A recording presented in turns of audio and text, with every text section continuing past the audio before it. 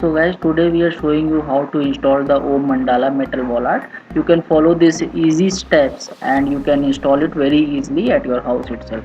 So these are the total 5 screws we will give you, okay, which you have to insert in the hole like this.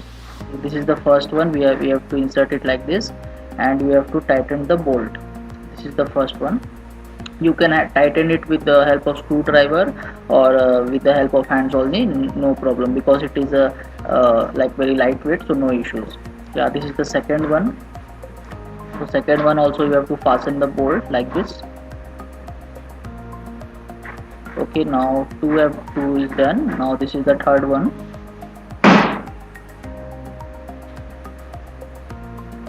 The third one you can fasten it.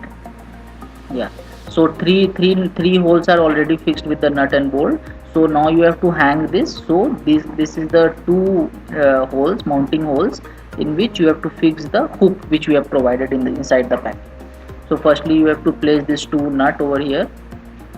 Okay, you have to just place it, then you have to turn the back side. Yeah, you have to just turn the back side and you have to place the hook. So the sawtooth side will be down.